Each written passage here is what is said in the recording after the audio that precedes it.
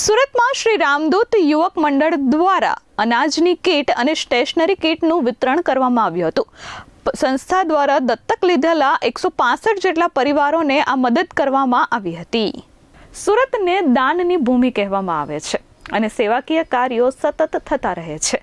ત્યારે સુરતમાં સરથાણા વિસ્તારમાં આવેલ સ્વામિનારાયણ પરમસુખ ગુરુકુળમાં સેવાકીય કાર્યોનો આરંભ થયો હતો. શ્રી રામદૂત યુવક મંડળ સેવા ચેરિટેબલ ટ્રસ્ટ દ્વારા 165થી વધુ માતા પિતા વિહોણા નિસહાય અને નિરાધાર વિદ્યાર્થીઓને શૈક્ષણિક કીટ આપવામાં આવી હતી. આ સાથે જ અનાજની કીટનું પણ વિતરણ કરવામાં આવ્યું હતું.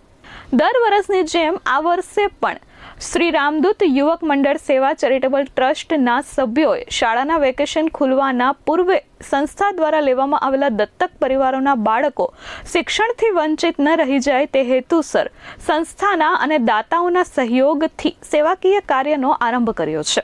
આજે યોજાયેલા કાર્યક્રમમાં ફિલ્મ મલુમાડી ના બાળ કલાકાર તેમજ ભમરડો ફિલ્મની ટીમ ઉપસ્થિત રહી હતી.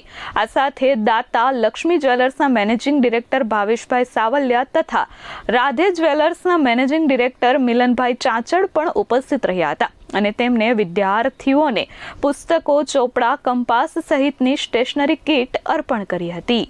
મારું નામ મનોજ પાલડિયા છે. મારી સંસ્થાનું નામ છે શ્રી રામદૂત યુવક મંડળ સેવા ચેરિટેબલ ટ્રસ્ટ. આજે અમારે દત્તક લીધેલા 165 પરિવારના જે દીકરા દીકરીઓ છે એમને સ્ટેશનરી કીટ અર્પણ કરવા જઈએ. સ્ટેશનરી કીટ છે 151 અને જે અનાજની કીટ છે એ 35 કીટનું આજે વિતરણ કરવા જઈ રહ્યા.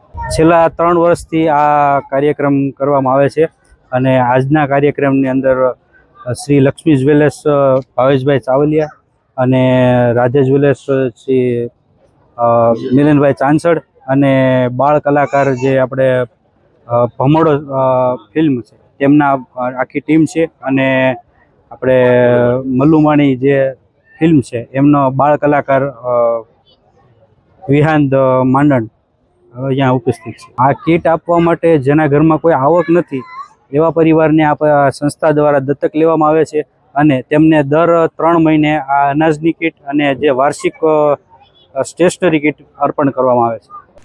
Bureau report S24 news Surat.